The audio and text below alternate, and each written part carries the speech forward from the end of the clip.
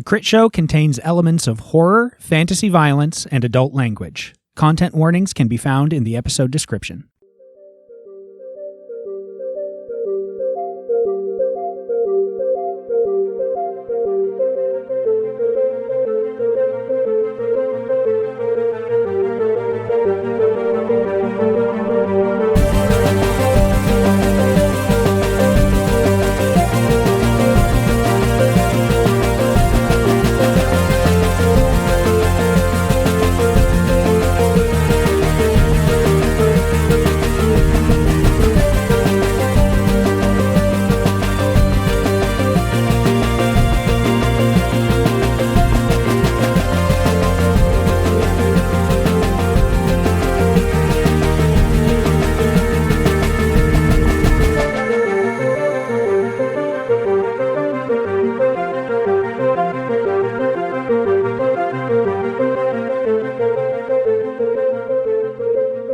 Everybody, and welcome back to the Critshow, where we are playing the Clockwinders.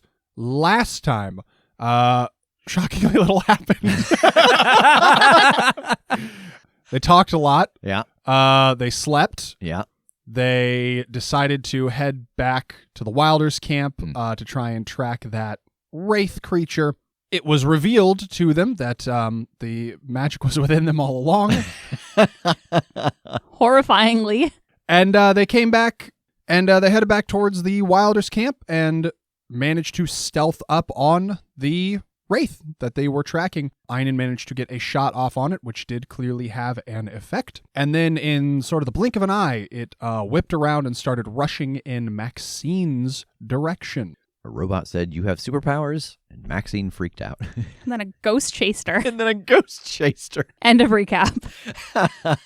So, this is going to put us into the initiative order, because we are certainly in a fight at this point.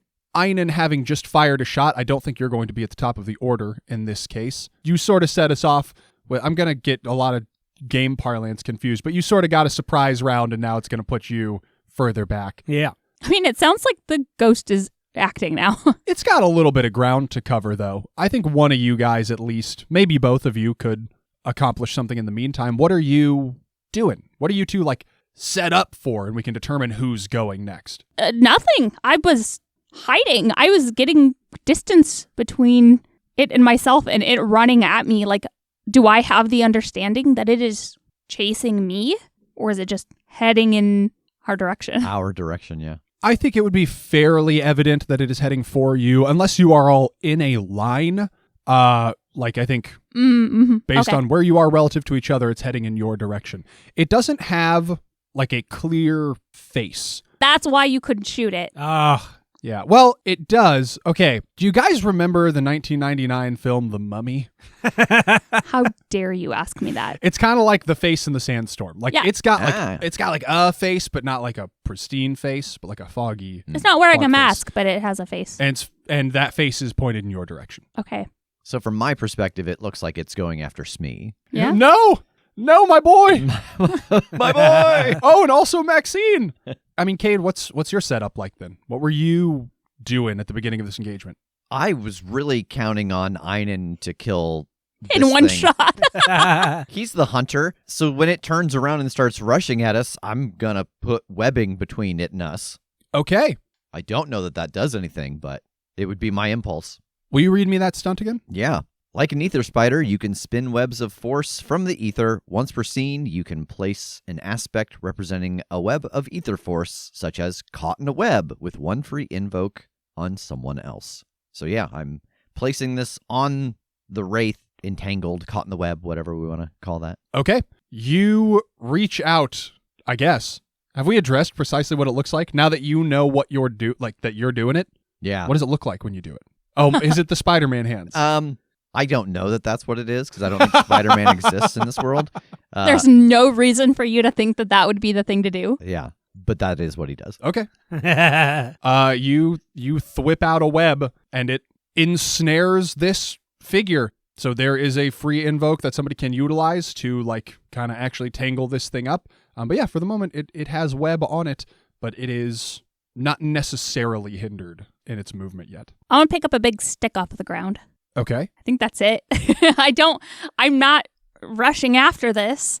I'm just trying to have some sort of defense, but probably backing away. Next up is going to be the wraith then. So it is going to rush towards Maxine with its misty arms outstretched in your direction. And it kind of like reaches out both arms and like swipes them across like if somebody was going to grab somebody in a bear hug, but they just kind of pass through and like it isn't able to actually like get a grip on you, or if it is able, it didn't. But this is going to be an attack roll. Would you like to defend?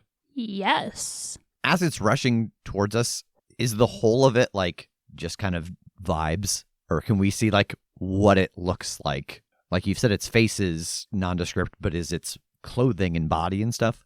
It is like fog in a shape. Okay. So yeah, it is overall pretty nondescript. Like you can tell that it's humanoid, but it very much like the lines between it and the fog around are kind of blurred. Mm. It's like if there was like a sheet hanging up and you reached your hand through it, like from the other side, you'd see like the fingers in the hand, but also just like the rest of the sheet around it. Like there's no particular delineation. Okay. Like if we didn't know wraith, just from knowing nerd shit we know in the world, we might almost think like this is an elemental or something. Kind of. I'd say even like a little bit less discreet than an elemental. Okay. Like I'd say even like a wind elemental is like a pretty self-contained thing.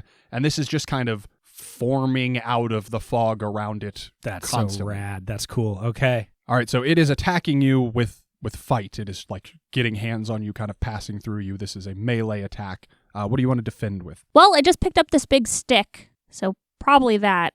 That'd be like fight. Yeah, I mean, if you were just trying to fight ghost hug with stick, if you were just trying to counter melee it. Yeah, and I mean, I don't have fight, so probably not going to be a super great roll. Not then. a strong roll, but that makes the most sense narratively, I think. Well, fortunately for you, it got a -1 on its fight roll. But I am going to spend a fate point and invoke one of his aspects, which is called Bull in a Glass Shop, to actually just re-roll that outright. That is substantially better. So he got a 4 on his fight. Cool. Well, I rolled a 2. Oh boy, I think I'm going to use one of my stunts. Which stunt? Earth Invocation. You gather the ether about yourself, illuminating your aura and making yourself stronger, faster for a time. But this comes at a cost of physical exhaustion or hunger. You mark a fleeting condition to gain +4 to a physical action. Okay. Oh, it's happening already. It's happening She's already. just learned giving in to the ether. Yeah. I know, so fast. I mean, I think it's because, like I talked about taking that in the first place, it would be reactionary. Yeah. And also, it is very much at the forefront of her mind, not just because it was just discussed, but because of that sense of dread pulling it to the forefront. I think it's subconscious. It just happens. Like this thing reaches out and puts its arms through her, and there's just this like, it's almost like a implosion of ether into her that she just like takes this stick and like is able to like fight it off and then just kind of like drops out of exhaustion.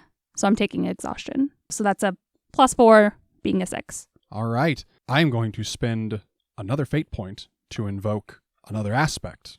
Okay. To get the +2 to bring it up to a tie. This aspect is called Old Memories. So, you will not take any damage, but the wraith gains a boost. Einon, that will, by default, put you next in this order.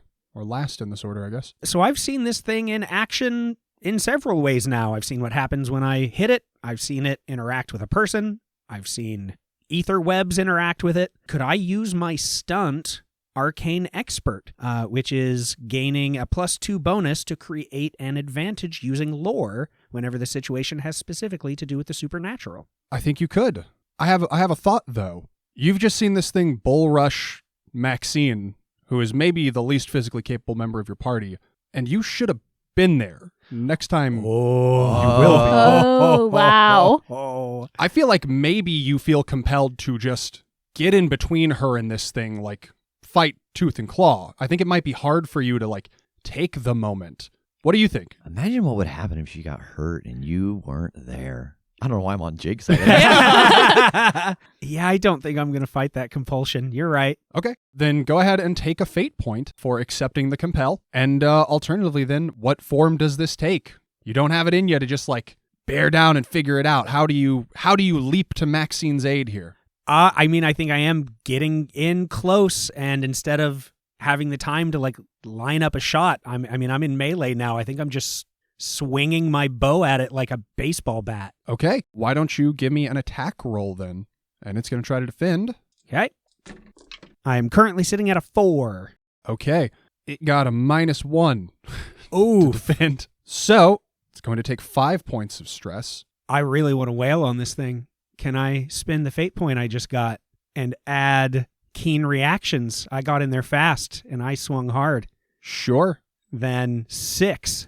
All right, you tear into this thing just with your bow itself. And again, you feel like the feedback of like actually making contact with something. And it's not like solid, but there is a resistance to it. But you feel that resistance kind of give partway through, like you've torn it.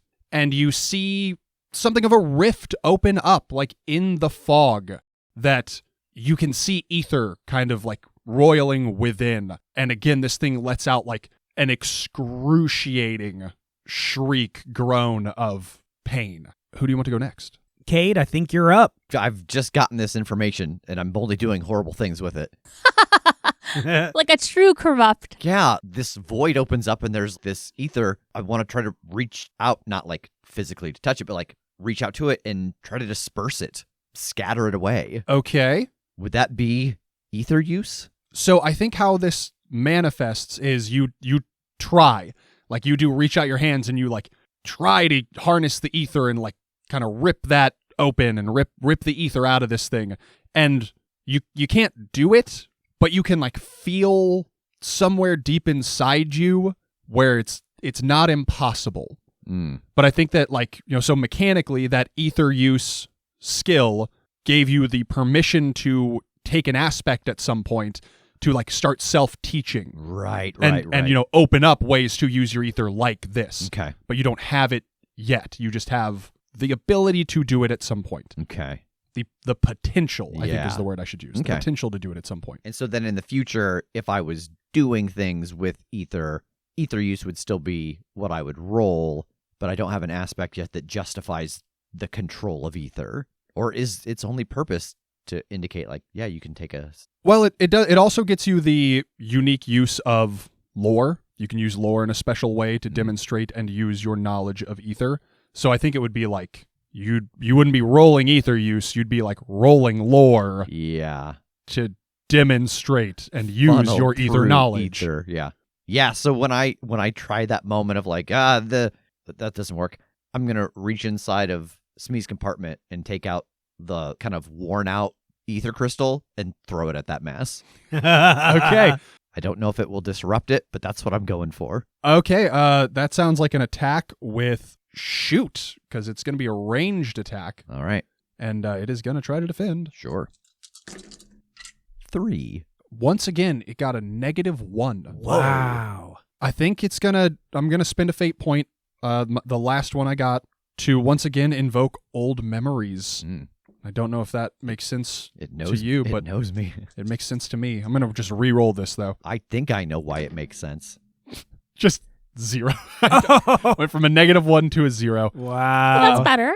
So yeah, that's better. Then you got what, 3? Yes. Okay. But I think it's also caught in a web, and so it's held perfectly in place for this crystal throw. So a 5. Okay.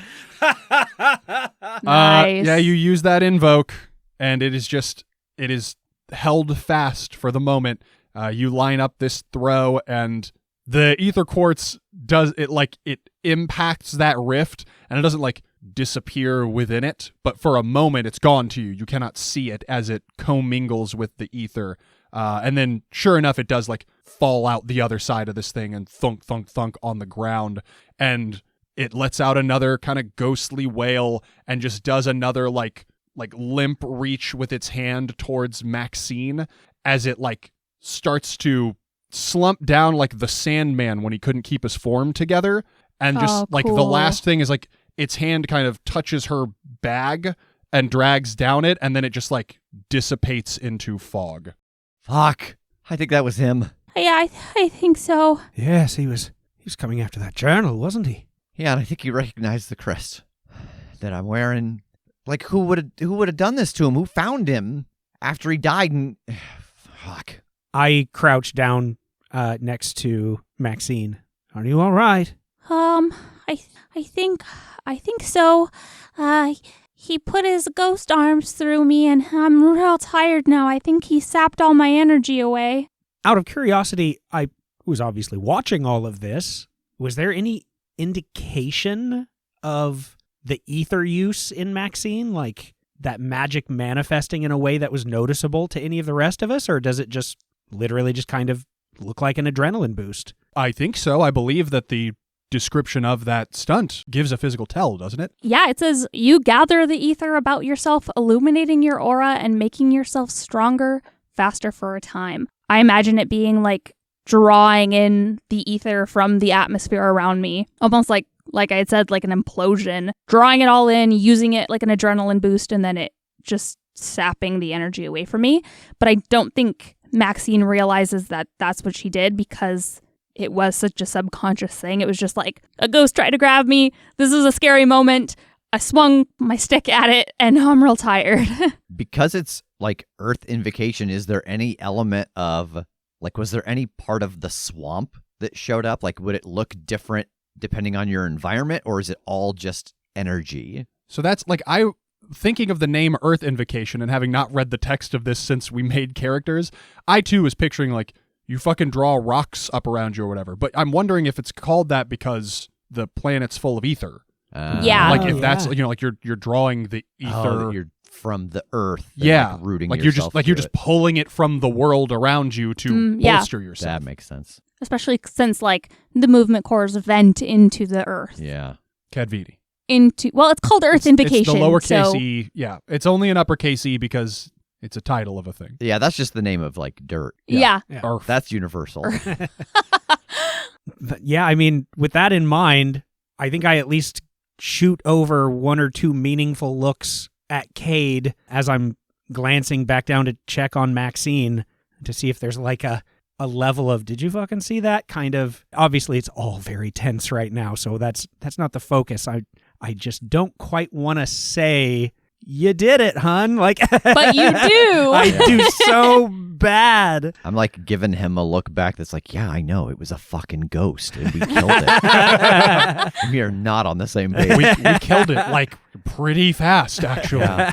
While he is checking in on Maxine, I'm going to go over and pick up the spent quartz that I threw. Okay. Did it hurt when its hands went through you? You didn't take any damage, so I'd imagine it didn't hurt necessarily, but I bet it was unpleasant. It wasn't painful, but it was really cold.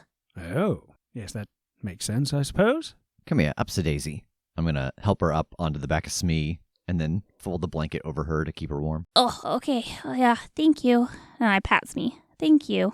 Einon, one thing I will say now that the dust is settling, from what you knew of wraiths going into this, from what you know of them, that's not like precisely what this was.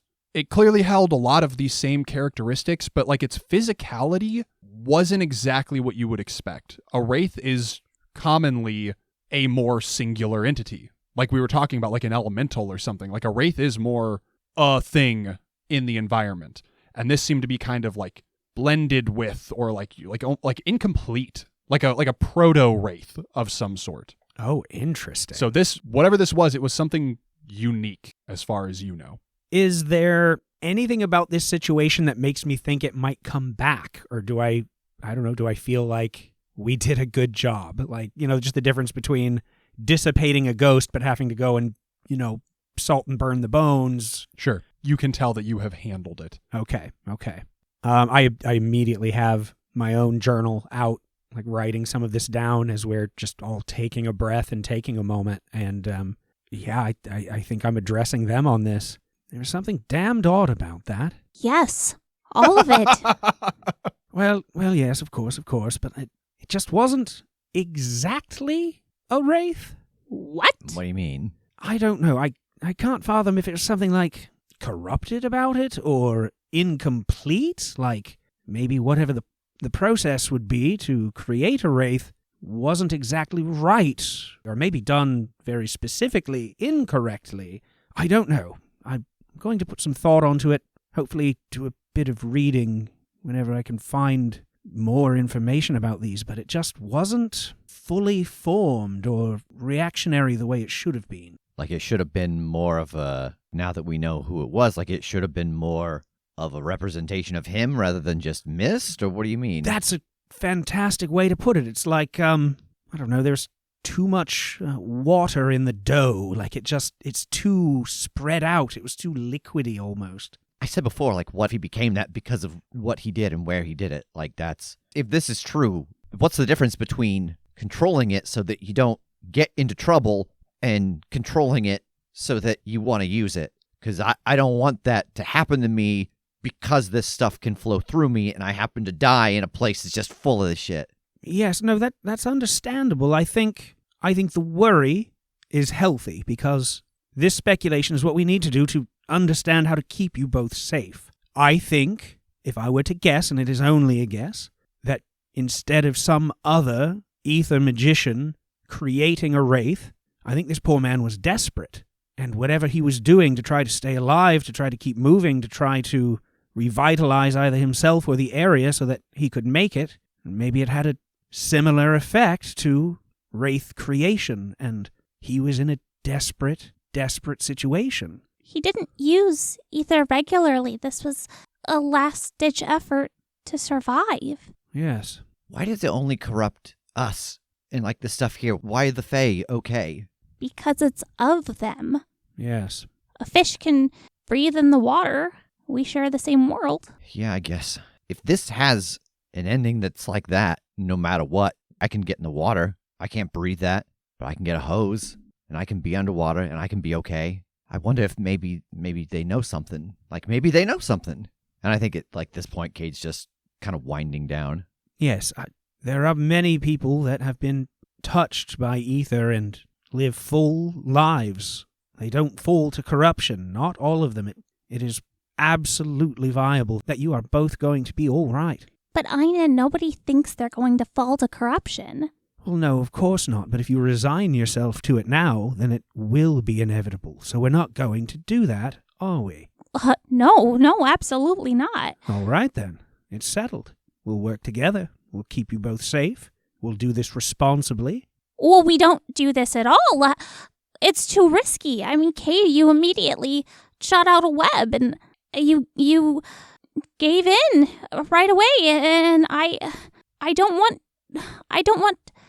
you to lose yourself. The hole's already there. Like, the leak exists. There was a book in the Dawn Palace of things that, like, people had invented or thought of, and there was a guy who could use different parts and, like, store air, and he could go underwater, and he even need the pipe. Maybe there's a device, like, help people like us filter it, the same way that we got a device to help filter it from the planet and keep it safe. Arkady, I think that's just too risky to jump into right now. I don't doubt your ability to invent wonderful things and find a way or discover a way that already exists, but like I said, nobody expects to become corrupted, and I think it just, you make excuses and exceptions, and then it's too late, and you're too far gone, and I think that's probably harder to come back from. So I just don't want you to jump all in on thinking that there's a way and you're going to find it by rushing towards it. But I mean, I'd rather throw what I know, what I can learn on this, towards solving that problem than die a death by 1,000 cuts, because it's in me. There's no question about that. It's in us. And there is, as far as we know, no path with that in you that doesn't end in corruption. I'm not saying, like, stop doing what we're doing to focus on this, but we're going to learn a lot of things that people have forgotten about. Maybe we can learn some new things, make things easier on people. I don't want to become another example on the way to trying to become the exception. But we're going to anyway. All that matters is what we do with the time before then. This is not how I expected this trip to go. Yeah, I thought it was going to be a lot more robots and a lot less ghosts. I thought it was going to be a lot more books and a lot more movement cores. So far, this is pretty much exactly what I was expecting. And you didn't fucking warn us? Sorry? I have a question. Can we go to bed, please? You go to sleep. Smee will do the walking for you. We'll get back to fucking Tree Lane. What's it called? Willowdale? To Willowdale. I was hoping there'd be a place in here somewhere for the ads, says a crocodile from nearby. It was a wonderful bout, so exciting to watch, says the crocodile as it rolls over on its back, showing its belly. Well, thank you, lad. I pet the belly? What the Get away from me! Wait, is that not what you wanted? It snaps at your hand. Ah, God. What's the matter with you? Have you no concept of personal space? Any situation I've ever been in my life where someone or something shows me its belly, it's because it wants it rubbed. My belly was warm, and I needed to expose it to the cool night air. Oh, I'm sure you'll love it, and I'll get in there, and I just start scritching. It chomps at you. You want to defend? Sure. What with? Athletics. You could do- Athletics. Yeah, that's You're fair. just trying to evade it? Yeah. I think you're going to have an okay time because you got a -1. I rolled pretty terribly, too, but I still got a 2. Okay, you successfully defend. He snaps at you, but you manage to take your hand back quickly. Wow, no, he's not joking. Oh, yeah, all right. Oh, you two? You're making me feel mighty hot-headed. Well, I don't particularly like that aspect of you, but on we should go either way. Oh, where are you going now? Is it back to see my good friend Arctis? I think we're going to sleep. Boo. Boring. I think we're going to head back to Willowdale for a night of sleep. What is that? Oh, is that human settlement? Yes, the one that you pointed us The towards. tree town, yes. Yes. And what of our wager? Have you settled on a new destination yet? We have not, as far as I know. Boo! Where would you like to go? I don't know. I don't know much about the world beyond the swamp. I'll tell you what, if you find yourself passing back through my domain on the way to your next place, well, I don't know. The swamp is quite large. Can you find me? Can I, shout your name 3 times or something? Yes, if you shout my name 3 times in the expanse of kilometers that is this swamp, I will teleport to your position. We have to go back towards the area where we first met you tomorrow, so maybe we can meet you around there? Are you going to have an answer by then? God, I hope so. I hope so. Very well. I will be in my famed locust-catching spot. Marvelous.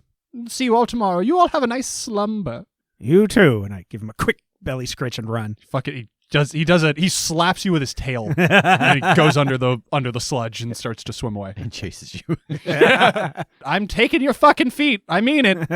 All right. So you all make your way back towards Willowdale. You get back around mid-morning time. The town, village settlement is lively. Everybody who has shit to do is out doing it. It's the right time of day. And you spot Selwyn sitting out on the balcony of his house in a rocking chair, just kind of facing out in your general direction. Not precisely where you are coming from, but facing out towards the rest of the swamp as if maybe waiting to catch sight of you.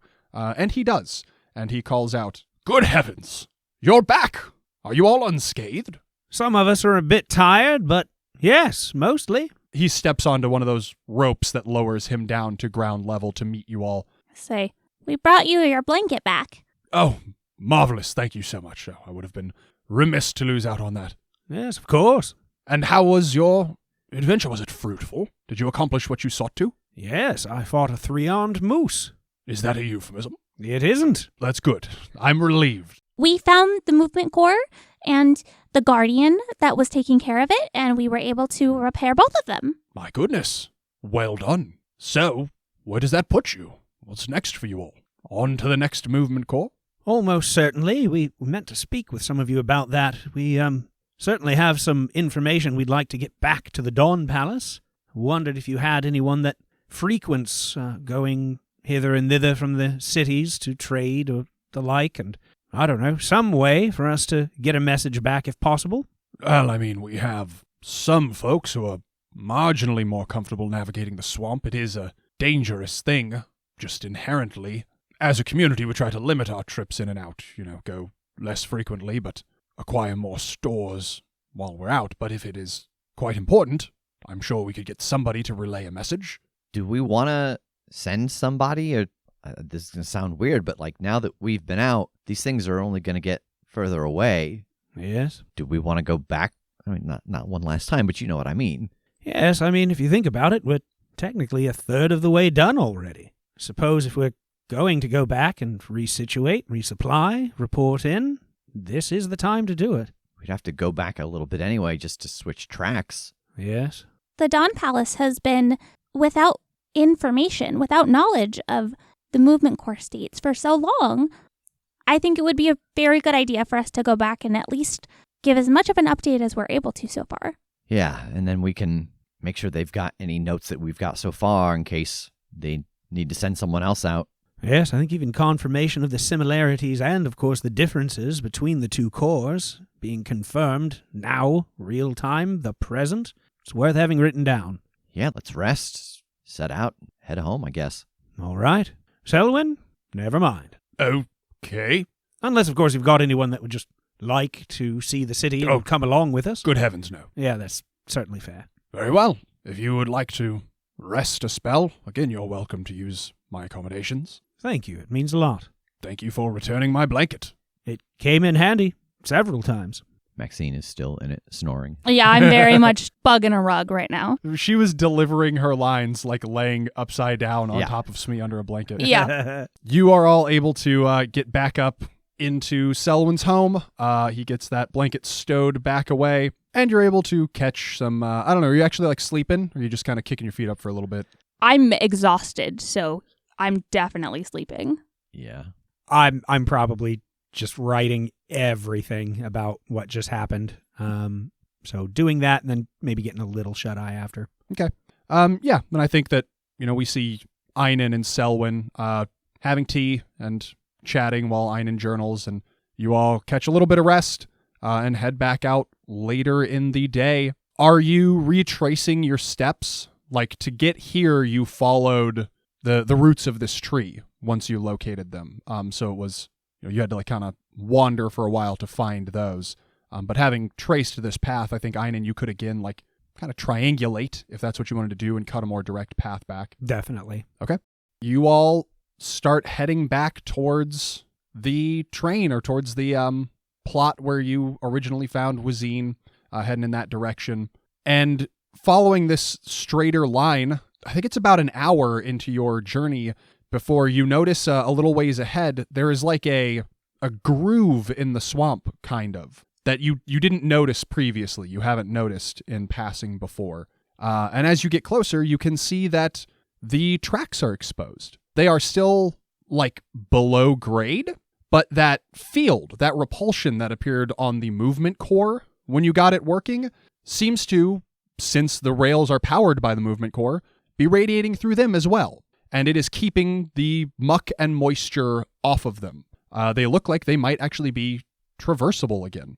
And as you look down like the direction you're headed, off in the distance, through the fog, you can scarcely make out what appears to be your train car just kind of idly rolling this direction because there was nothing to stop it anymore. Oh, heavens. Catch a train, anyone? Nature is healing. I think technology is healing, but yes. That makes sense, because, like, and I'm saying this as I'm jogging towards the train, this place obviously didn't get that drastically more flooded. Slow down. I can't hear you. You're so far ahead. Oh, sorry. I turn around. Yeah, because it's in a swamp, so of course that makes so much sense. I thought it was just, boy, this went to shit real fast, but no, it just wasn't working. Well, that changes the landscape of our choices. I think we have a lot to think about as far as which movement core we're going to next. And that decision might end up being influenced by the conversations that we have with Chief Forbin. Yeah. I do know where we shouldn't go, but that's it. We can talk about that on the train. Oh, all right. Okay. Where shouldn't we go?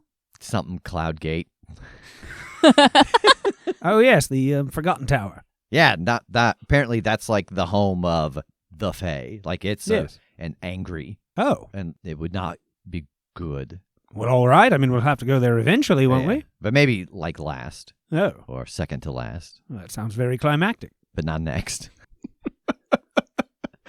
I'm just watching the fourth wall dissolve in between your words. So are we going to tell Wazine to meet us back at Sun's Edge? Maybe we just sneak past him. He's right behind you. He will be along this path. Yeah. If you hop on this rail car and head back, Let's he just will. sneak past in our giant train. Yeah, he will be in the way. Well, I mean, it's hard to say whether he's gotten there on time yet. You've beaten him at every other race so far. So. And he did get into the mud and swim away the wrong direction. I vote we still go back. Agreed. Yeah, I didn't even realize. Yeah. I'm just trying to get things moving again. You all get to the train car. It's a little bit tricky, kind of hopping out of the swamp muck and then into like a space where there inexplicably is no swamp muck, but then like the car's moving. So I want all of you to give me an athletics. Are you serious? No, I don't okay. think that's necessary. I'm imagining too Smee like running along to get in, like kicking off the little flipper things on his Yeah, feet, just- like trying to hop up in as they're kicking left and right. Flipping his Crocs off Yeah. as he climbs aboard. Taking him out of sport mode. Just imagine the scene when they get on the train and "No brother, where art thou?" and that's about right. Yeah. So you are able to get aboard. Kade, you are able to reverse course of this thing and start heading back in the direction of Sun's Edge and the Dawn Palace. And so now we're just driving the train backwards the whole way. Yeah. Well, I mean, but remember, it's just like a train car. Yeah. Like, what's front and back is sort of irrelevant. Yeah, at least the way I do it. I think that's just the end of it for this week. I think that's just where we're stopping. All of you aboard the train heading back towards home. Thank you, everybody, for joining us once again for another episode of The Critshow Plays Clockwinders. If you are interested in this, don't laugh. Don't laugh at my delivery. I know. I just like that we've added the plays to it. It's nice. I tried to give it a little bit of the Christopher Walken Foo Fighters. Clockwinders. If you are interested in learning more about the game or the setting, you can find that information in the episode description. If you are interested in more stuff that we have done, you can find that at our Patreon at patreon.com/thecritshow, where we have hundreds of hours of additional content. And also, if you donate on Patreon, you can get your name read at the end of an episode, just like Noggy, Arthur Velwist, and no spaces, Matthew says red pandas are the best. So thank you to all of you for your patronage. Doesn't even have to be your name. Just whatever you enter in when you join. Whatever you want us put to that read. evil. Sorry, Don't whatever you remind want them. Jake to read. Yeah. Whatever. I reserve the right to not say some of them if they're particularly egregious. I'll just replace it with I'll come up with a filler name. And I'll say it if there's a really egregious one. Yeah. And then you guys have to pay attention, the listeners, and see if you can figure out which name's the filler name. So when I've thanked Crimble 5 weeks in a row, it's probably that one. Okay. But the decoy name has not yet appeared. No, it hasn't appeared. I haven't even decided on it, and now it can't be Crimble, which is tragic to me. Yeah, it was a good name. Thank you. If you haven't joined our Patreon, please join us, Crimble. Come on, Crimble. Please. You're going to set off the false alarm. You have the opportunity to do the funniest something thing. great here. That is all we have time for. Thank you, everybody. Tune in next time for another episode. Everybody say bye. Bye-bye. Bye.